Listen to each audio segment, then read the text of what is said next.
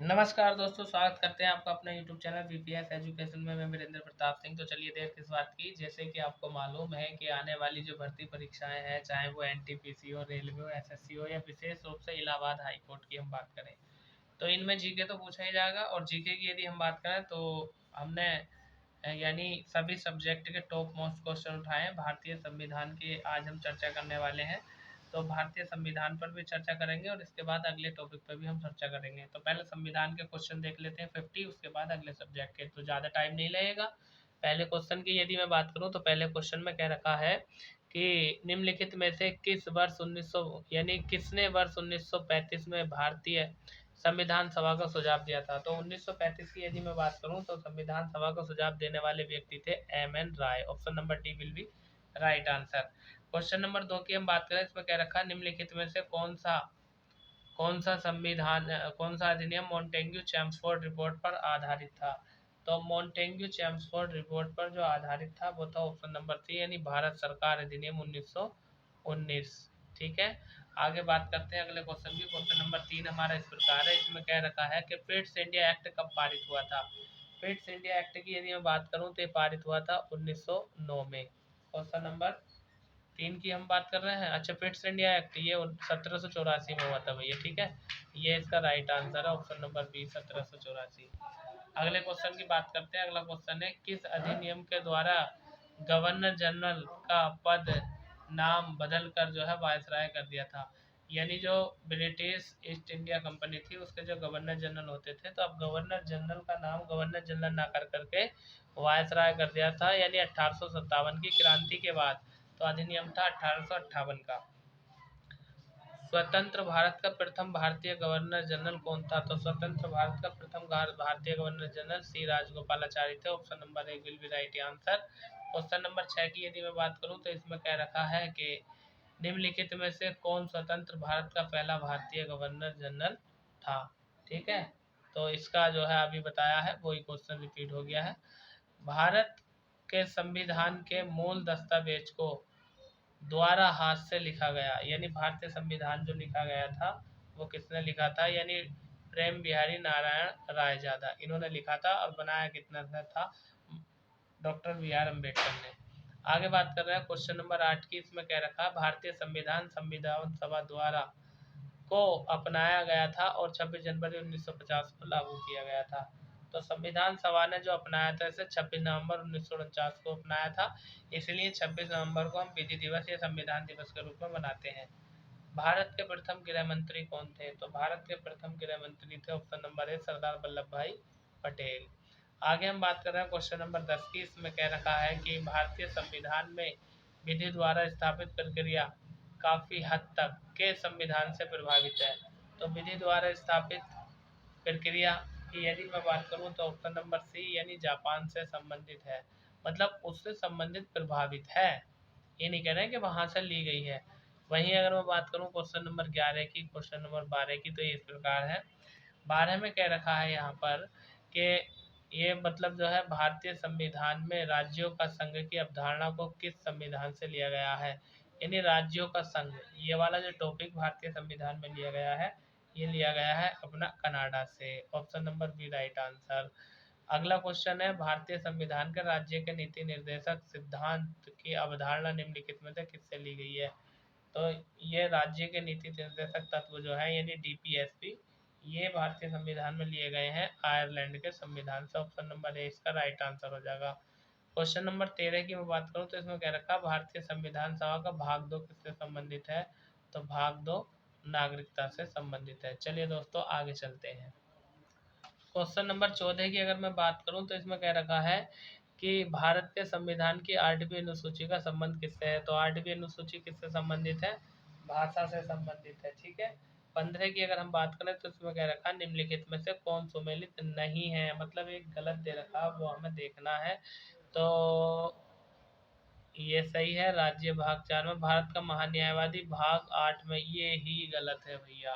ठीक है, आगे चलते हैं। क्वेश्चन नंबर 16 की हम बात करें तो क्वेश्चन नंबर 16 में क्या रखा, निम्नलिखित में से किसमें मौलिक कर्तव्यों का उल्लेख किया गया है। तो मौलिक कर्तव्यों के उल्लेख की यदि मैं बात करूं तो भारतीय संविधान के भाग 4 के कै में है। 17 में क्या रखा, भारतीय संविधान की 12वीं अनुसूची में कितने विषय हैं।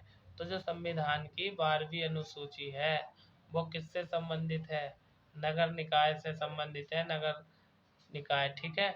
तो इसमें जो विषय है वो है आपका ऑप्शन नंबर सी यानी 18 विषय। वहीं हम बात करते हैं क्वेश्चन नंबर 18 की, निम्नलिखित में से किसको संविधान की आत्मा के रूप में माना गया है। तो संविधान की आत्मा के रूप में जो माना जाता है वो माना जाता यानी संविधान की आत्मा प्रस्तावना को माना जाता है। और भारतीय संविधान की आत्मा डॉक्टर अम्बेडकर ने किसे कहा है, आर्टिकल 32 को कहा है। लेकिन यहाँ आंसर ऑप्शन नंबर सी प्रस्तावना।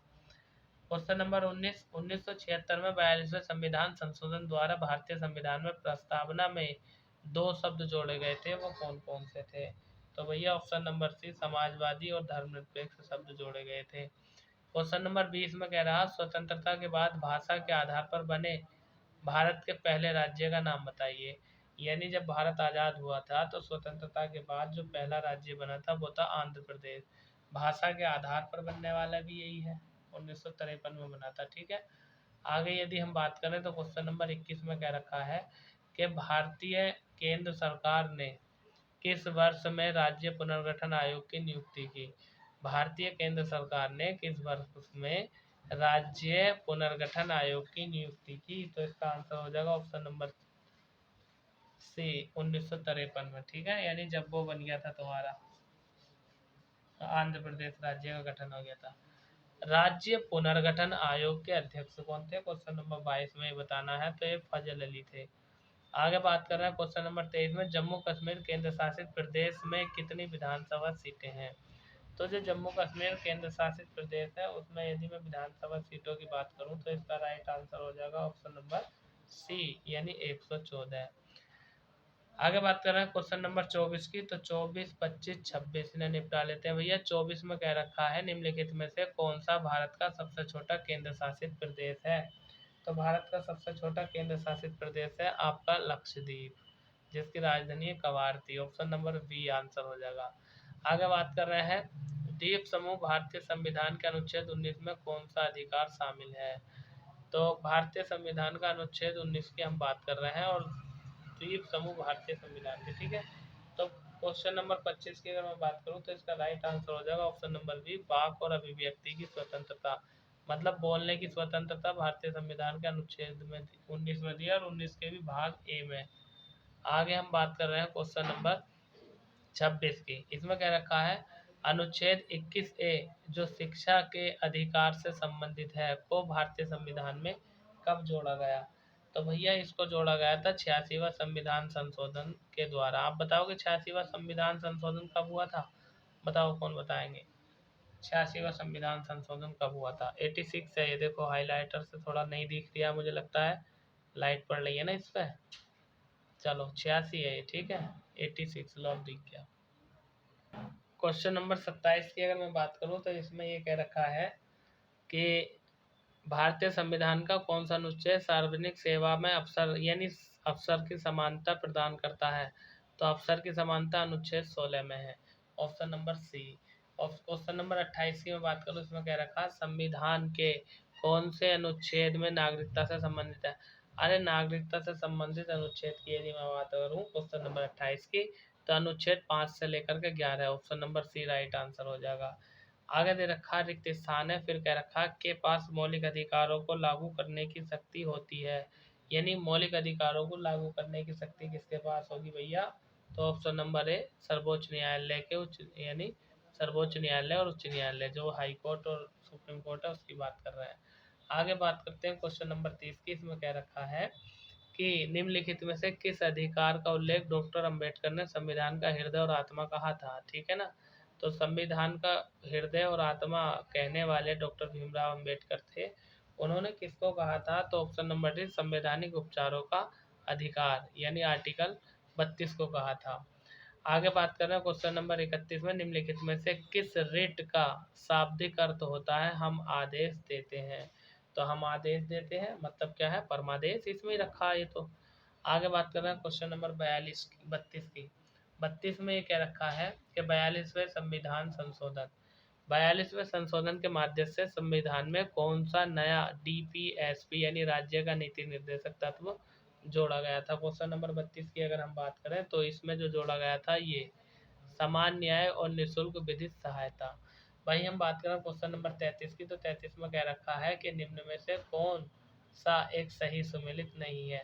मतलब 3 सुमेलित है और हमें ये ढूंढना है कौन सा सुमेलित नहीं है, नहीं वाला।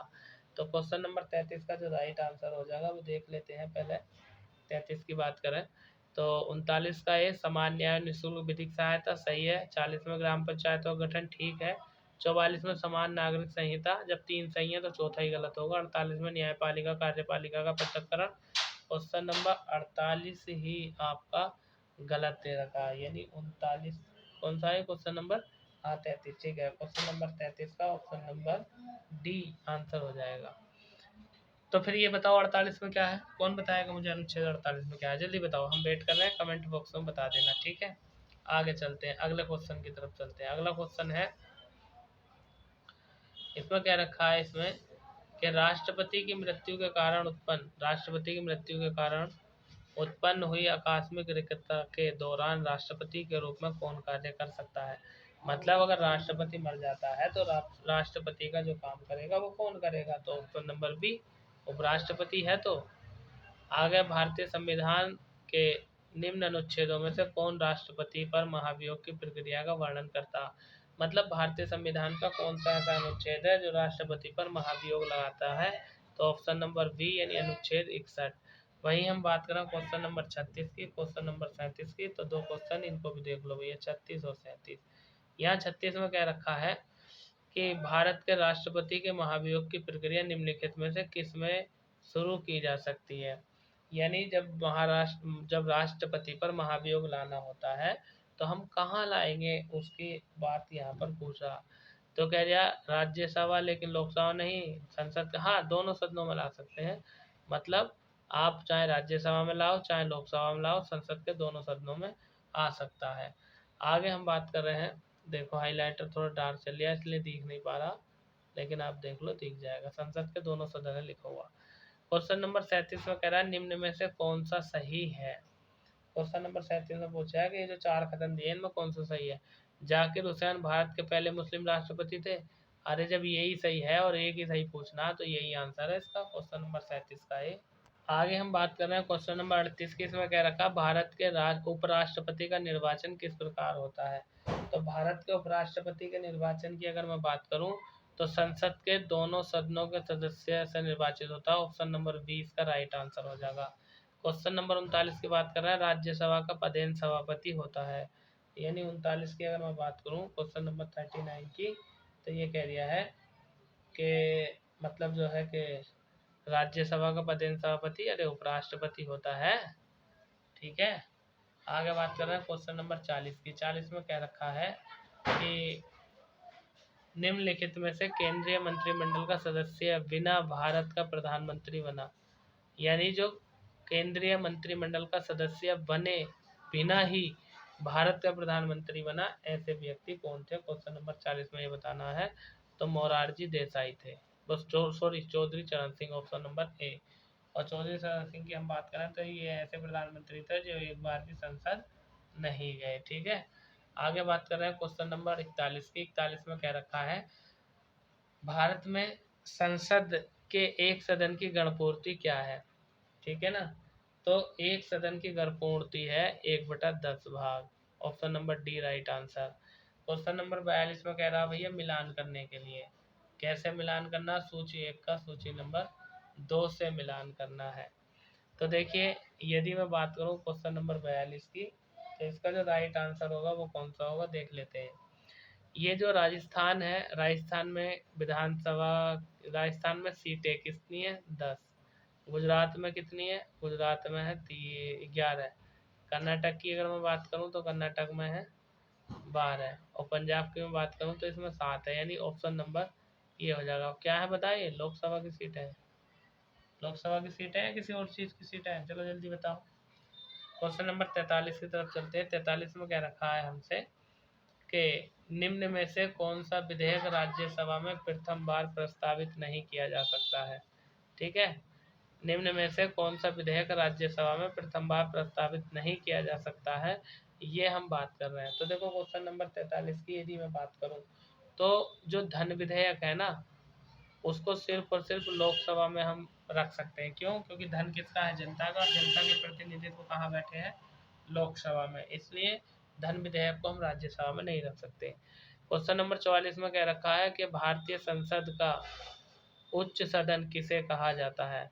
तो भारतीय संसद का उच्च सदन कहा जाता है राज्यसभा को। आगे चलते हैं। क्वेश्चन नंबर 45 में कह रखा है कि भारत में लोकसभा की सर्वाधिक सदस्य संख्या कितनी है? तो जो भारत की लोकसभा होती है उसमें सबसे ज़्यादा लोकसभा के जो सदस्य हो सकते हैं वो कितने हो सकते हैं, ये हमसे पूछ रहा है। तो इसका राइट आंसर हो जाएगा 550, ऑप्शन नंबर सी। आगे बात कर रहे हैं क्वेश्चन नंबर 46 की, लोकसभा का कार्यकाल कितना होता है? भैया 5 वर्ष होता है। अच्छा ये बताओ कब किया गया था लोकसभा का कार्यकाल 6 वर्ष? कौन बताएगा? कमेंट बॉक्स में बता देना कि लोकसभा का कार्यकाल 6 वर्ष कब किया गया था। आगे चल रहे हैं क्वेश्चन नंबर 47 की तरफ। इसमें कह रखा है यह कौन निश्चित करता है कि कोई विधेयक वित्त विधेयक है अथवा नहीं? ठीक है, तो इसका आंसर हो जाएगा क्वेश्चन नंबर 47 का correct answer option number C, Lok Sabha का स्पीकर। ठीक है, और यही इसका निर्णय होता है और ये बनता ही इसलिए है। आगे हम बात कर रहे हैं क्वेश्चन नंबर 48 की, क्वेश्चन नंबर 49 की, क्वेश्चन नंबर 50 की। क्या कह रखा है 48 में? लोकसभा के सम्मेलनों की अध्यक्षता कौन करता है? मतलब जो लोकसभा होगी उसके जितने भी सम्मेलन होंगे या मीटिंग होंगी तो उनकी अध्यक्षता कौन करेगा? तो भैया ये करेगा लोकसभा का speaker, option number D right answer. Lok Sabha सदस्य निर्वाचित होने की न्यूनतम आयु कितनी है? तो लोकसभा सदस्य निर्वाचन नियुक्त होने की न्यूनतम आयु है 25 वर्ष। प्रोटेम स्पीकर की नियुक्ति कौन करता है? तो जो प्रोटेम स्पीकर होता है ना उसकी नियुक्ति की बात कर रहे हैं हम। तो कौन करेगा नियुक्ति? जल्दी बताओ। ऑप्शन नंबर बी राष्ट्रपति। ठीक है, आगे चलें। तो दोस्तों 17 मिनट में, मात्र 17 मिनट में हमने संविधान के 50 क्वेश्चन खत्म कर दिए। अब हम बात करते हैं साइंस की। साइंस की यदि मैं बात करूं तो आपके फिजिक्स के क्वेश्चन होंगे, केमिस्ट्री के क्वेश्चन होंगे और बायोलॉजी के क्वेश्चन होंगे। ठीक है, तो वेरी वेरी मोस्ट इम्पोर्टेंट है क्वेश्चन नंबर विज्ञान का पहला। 50 क्वेश्चन तो हो गए पूरे, अब हम विज्ञान के अगले क्वेश्चन ले रहे हैं। लगभग यदि मैं बात करूँ तो 80-90 क्वेश्चन कराऊंगा, ये बहुत जल्दी 20 मिनट में ये खत्म हो जाएगा। शक्ति की एसआई इकाई क्या है? तो शक्ति की एसआई इकाई आ गई आपकी वाट। एक हॉर्स पावर किसके बराबर होता है? तो 746 वाट के बराबर होता है। विद्युत विभव के संदर्भ में निम्न कथनों में से कौन सा कथन सही है? तो क्वेश्चन नंबर 3 की यदि मैं बात करूं तो 3 का राइट आंसर हो जाएगा यह एक सदिश राशि है। ठीक है, यही राइट आंसर है। क्वेश्चन नंबर नहीं, सदिश राशि, रुक जाओ, ऑप्शन तो और भी दे रखे हैं भैया। हाँ यही सही है, केवल बी ये दे रखा क्वेश्चन नंबर 3 का बी। क्वेश्चन नंबर 4 की बात करते हैं। 4 में देखा एंगस्ट्रॉम का मान होता है। तो भैया एंगस्ट्रॉम के मान की यदि मैं बात करूं तो इसका राइट आंसर हो जाएगा ऑप्शन नंबर सी। रुक जाओ, क्वेश्चन नंबर 4 एंगस्ट्रॉम का मान होता है, हाँ सही है, 10⁻⁻10 माइक्रो। ऊष्मा की एसआई इकाई क्या है? तो ऊष्मा की एसआई इकाई है आपकी जूल। आगे कह रखा आवृत्ति मापने की इकाई का नाम क्या है? ऑप्शन नंबर ए हर्ट्ज। क्वेश्चन नंबर 7 न्यूटन के किस नियम को जड़त्व का नियम भी कहते हैं? तो भैया प्रथम नियम को जड़त्व का नियम भी कहते हैं, ऑप्शन नंबर ए। आगे हम बात कर रहे हैं क्वेश्चन नंबर 8 की। 8 में कह रखा है एक समान वेग से गतिमान पिंड का त्वरण शून्य हो तो उस गति को क्या कहेंगे? उस गति को कहेंगे भैया सरल रेखीय गति। कार्य करने की दर क्या कहलाती है? कार्य करने की दर आपकी क्या कहलाती है? शक्ति कहलाती है। आगे हम बात कर रहे हैं निम्न में से कौन सी ऊर्जा की वाणिज्यिक इकाई है? तो ऊर्जा की वाणिज्यिक इकाई हो जाएगी ऑप्शन नंबर सी, यानी वाट घंटा मीटर।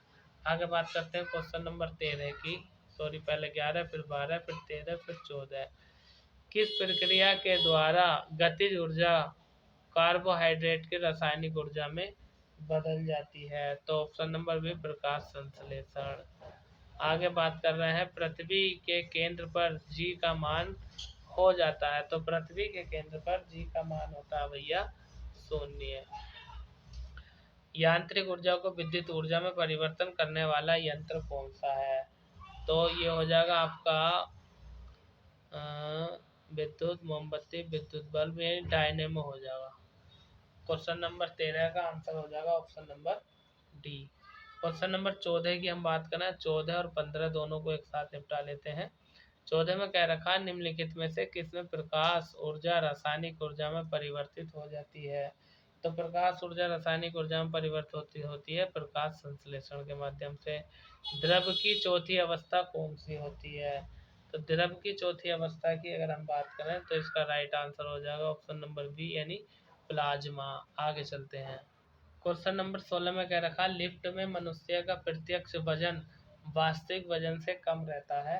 ठीक है, तो ये होगा जब लिफ्ट ऊपर से नीचे, जब लिफ्ट तेजी से नीचे जा रही होती है तब कम रहता है। क्वेश्चन नंबर 17 वायुमंडलीय दाब को मापा जाता है। तो भैया वायुमंडलीय दाब को जो मापा जाता है वो बैरोमीटर से मापा जाता है। क्वेश्चन नंबर अगर 18 की बात करें तो इसमें कह रखा है कि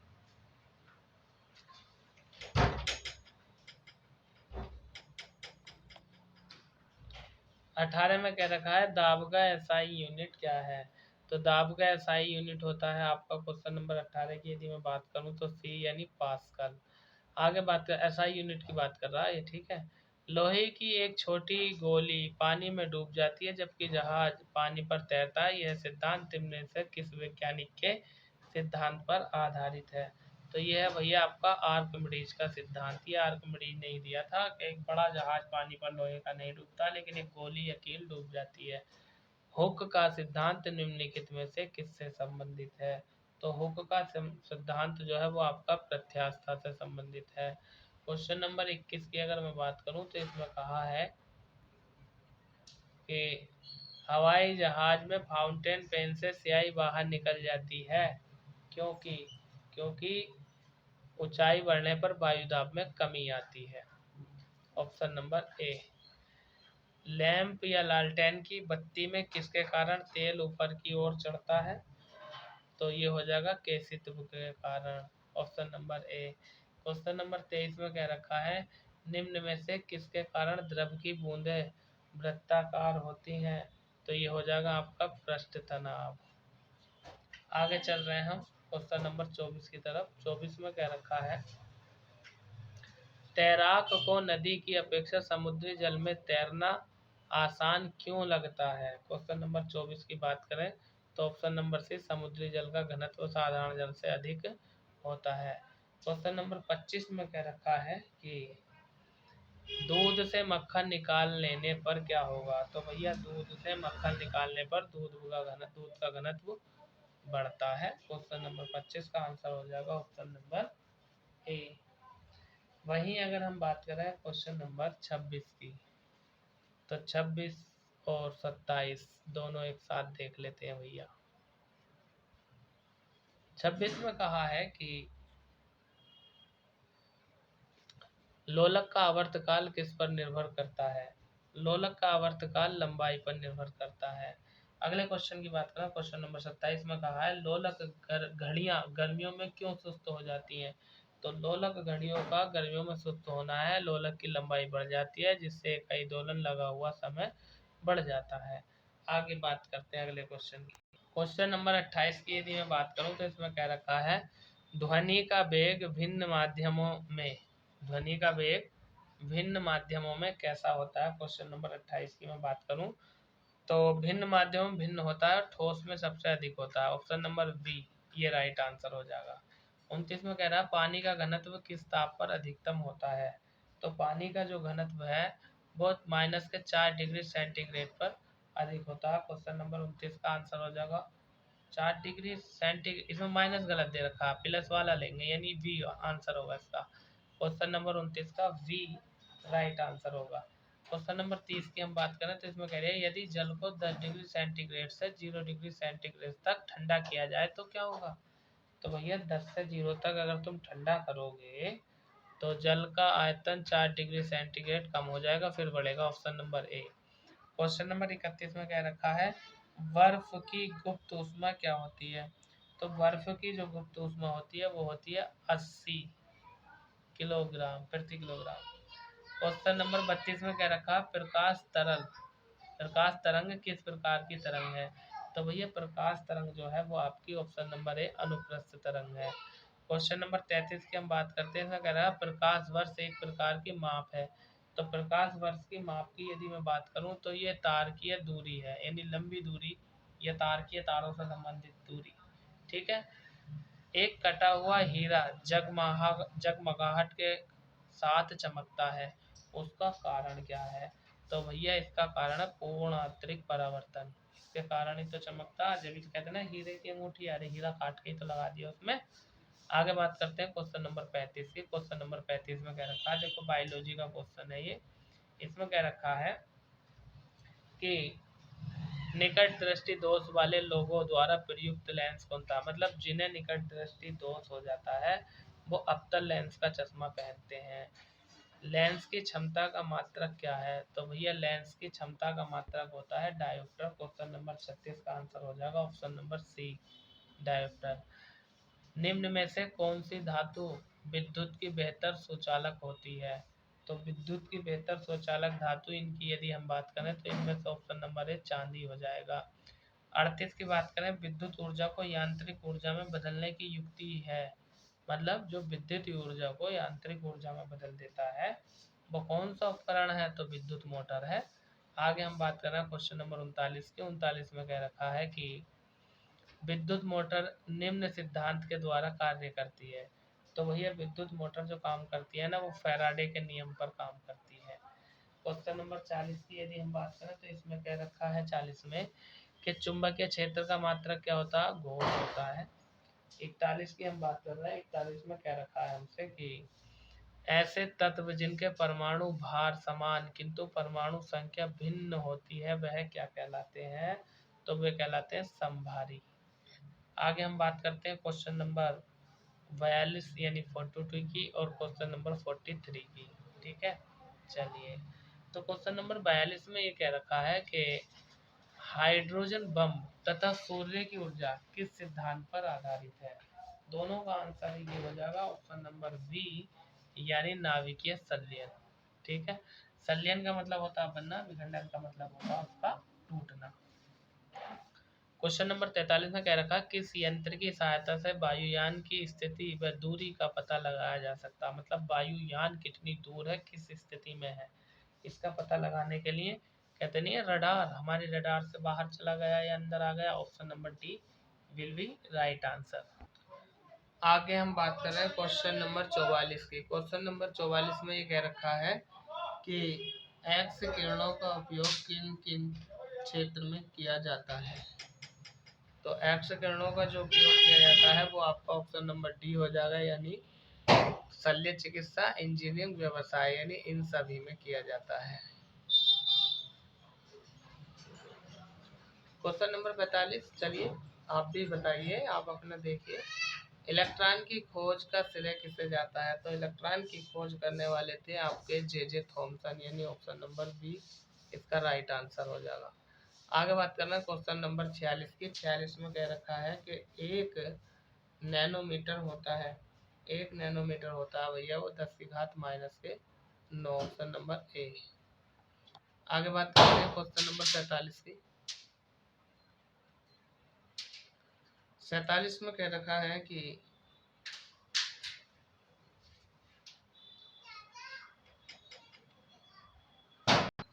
43 में कह रखा है कि प्रोटियम, ड्यूटेरियम और ट्राइटियम को निम्नलिखित में से किस श्रेणी में रखा गया है। तो भैया इनको रखा गया है आपका आइसोटोप श्रेणी में। परमाणु संरचना का मॉडल किसने विकसित किया था। तो बोर और रदरफोर्ड ने किया था। Option number D right answer हो जाएगा।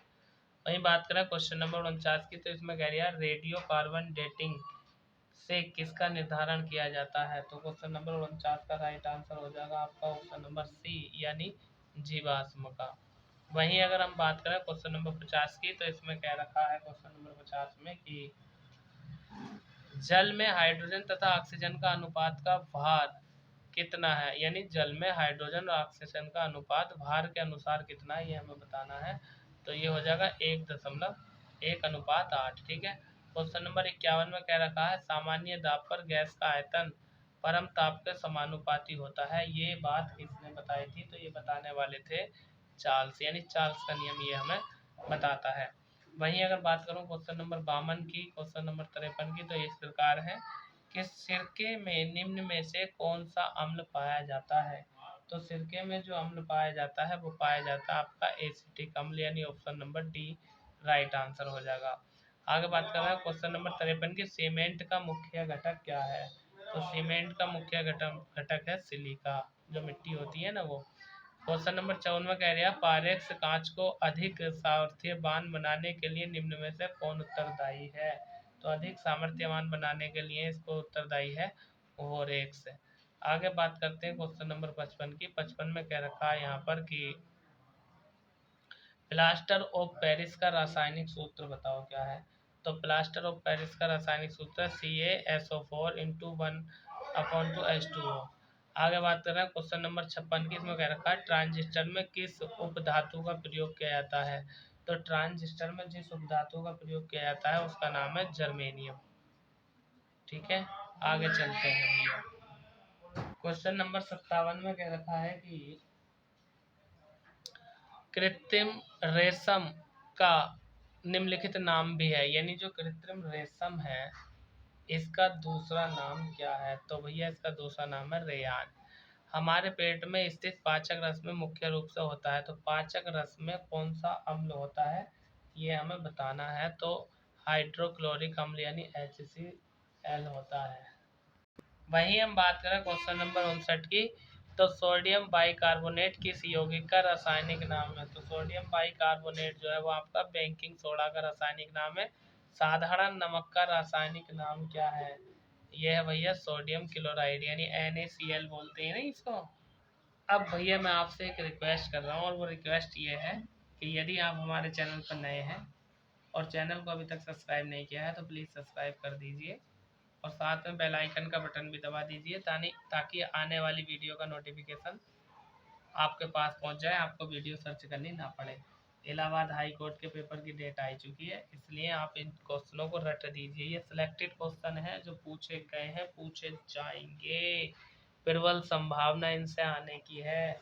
अगर मैं बात करूं क्वेश्चन नंबर 61 की, तो 61 में ये कह रखा है कि डायनामाइट का आविष्कार किसने किया था। अरे अल्फ्रेड नोबेल ने किया था, जब तो इनकी याद में नोबेल पुरस्कार दिया जावे है।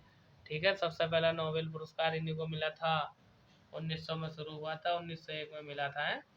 ऑक्सीजन की खोज किसने की थी। क्वेश्चन नंबर 62 की अगर मैं बात करूं तो ऑक्सीजन की खोज करने वाले थे प्रिस्टले और एक थे सीले।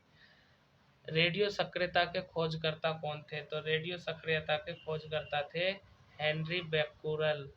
ठीक है ना, option number B right answer हो जाएगा।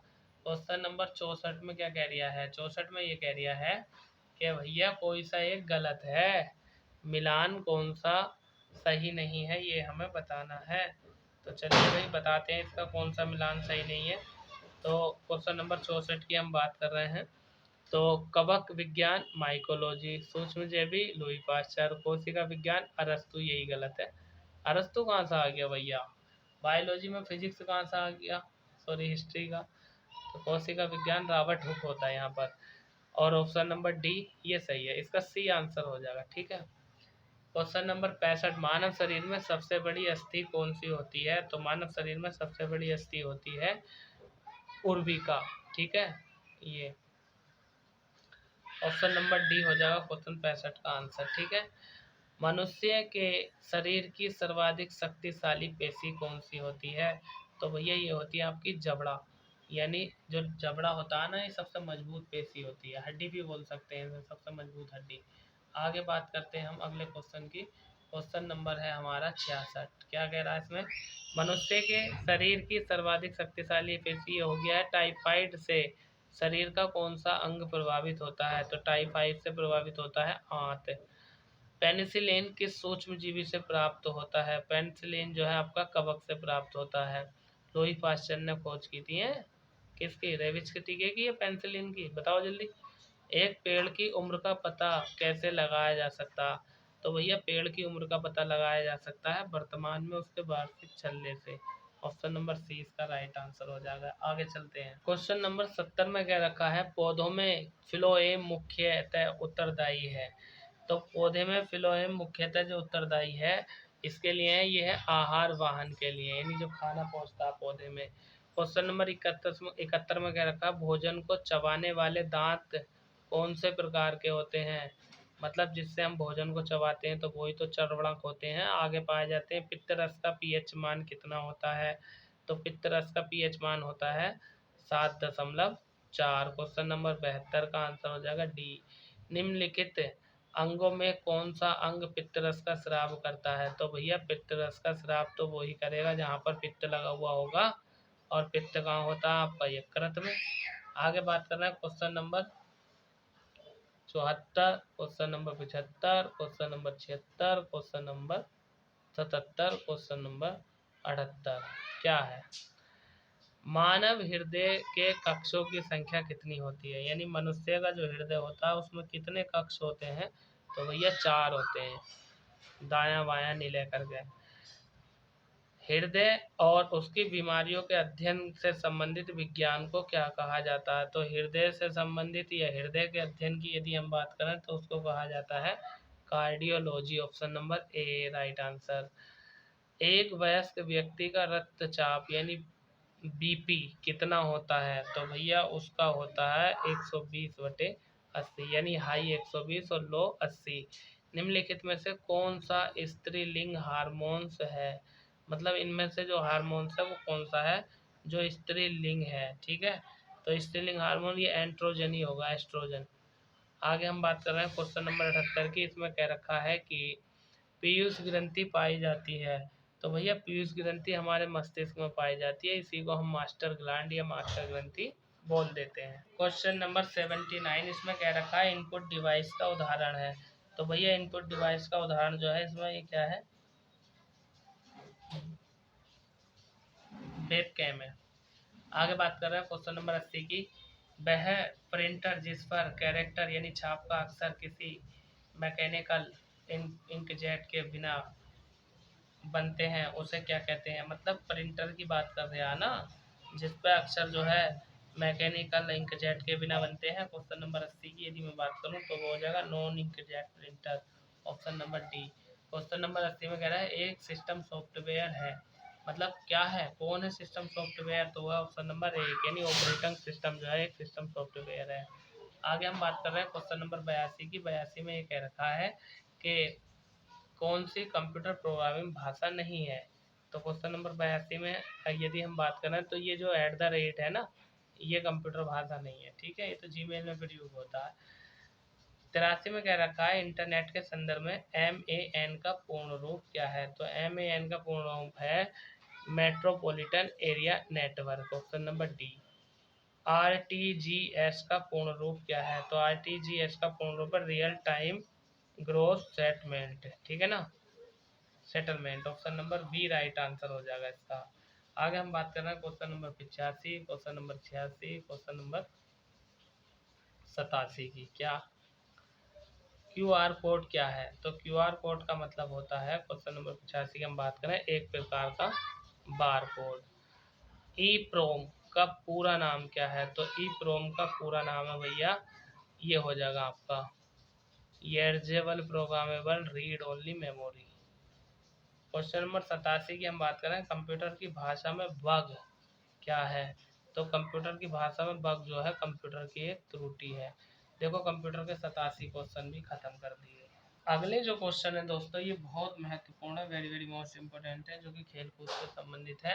पहले क्वेश्चन की देखिए मैं तेजी से निपटाऊंगा ना। अगर आपने हमारे चैनल को सब्सक्राइब नहीं किया है अभी तक तो चैनल को सब्सक्राइब कर दीजिए, वीडियो को लाइक करके अपने दोस्तों में शेयर जरूर कर देना भैया। देखो कोई रुपया पैसा नहीं, फ्री ऑफ कॉस्ट क्लास मैं आपको दे रहा हूँ, तो इतना तो आपका भी दायित्व बनता है कि आपसे मुझे थोड़ा फ़ायदा हो जाए, और वो फ़ायदा ये आप सब्सक्राइब कर दो, वीडियो को लाइक कर दो और लोगों से शेयर करने के लिए और सब्सक्राइब करने के लिए बोल दीजिए। चलिए फटाफट निपटाते हैं।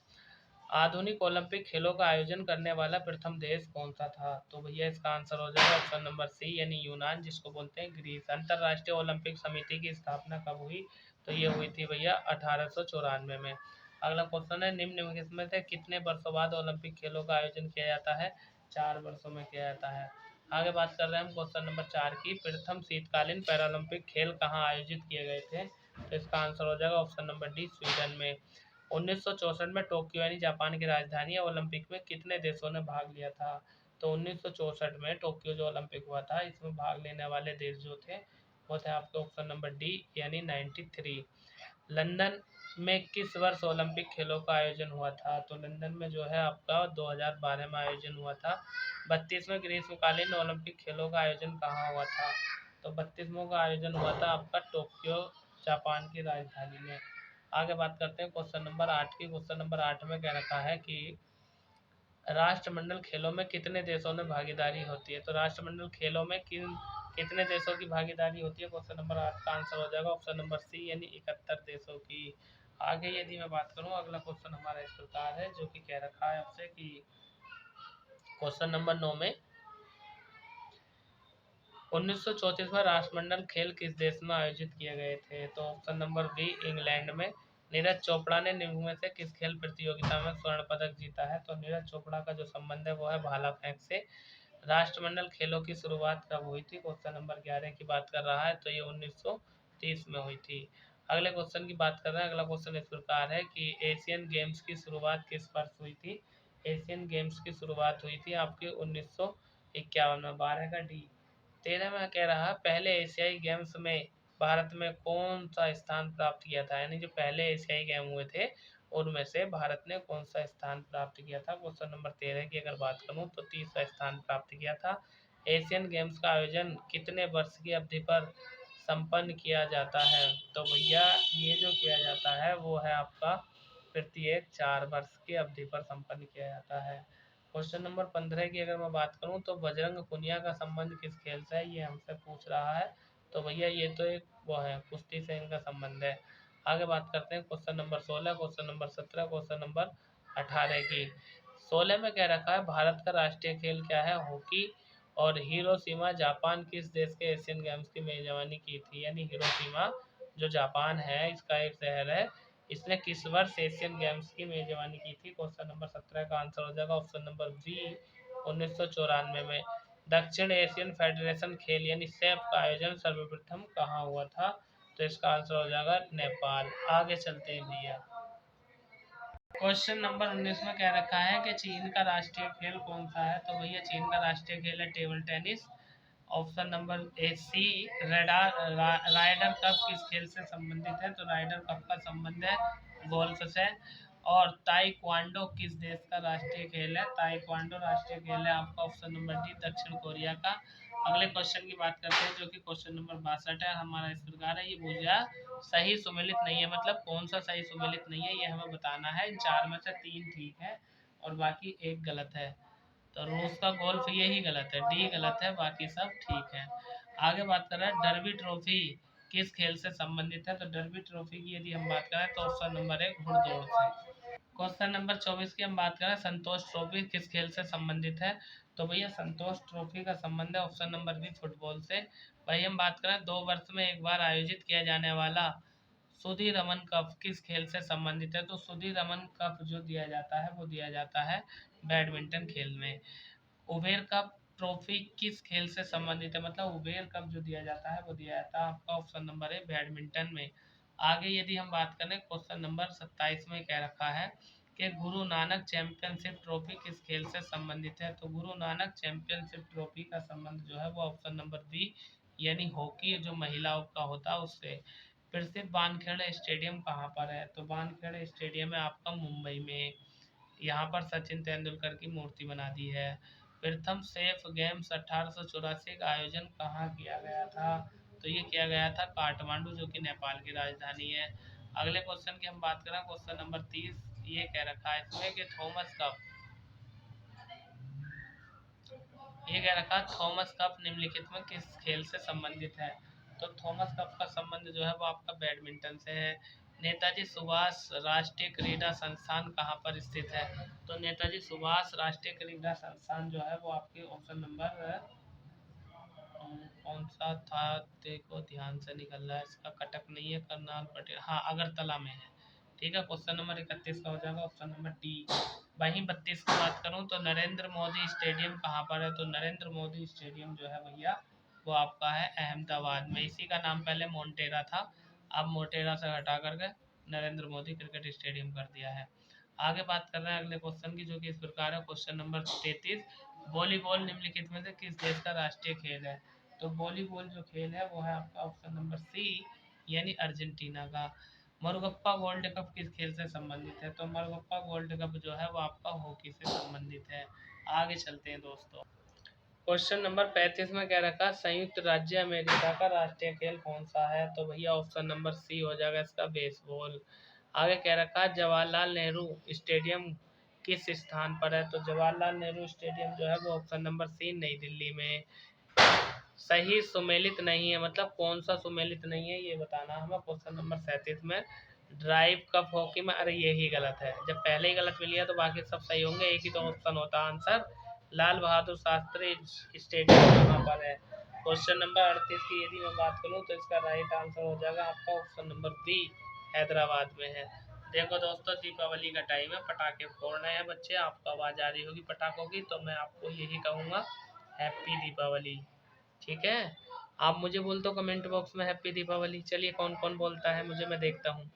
डॉल्फिन किक किस खेल से संबंधित है? तो डॉल्फिन किक की यदि मैं बात करूँ तो क्वेश्चन नंबर 39 का ये हो जाएगा, तैराकी से संबंधित है। ठीक है ना।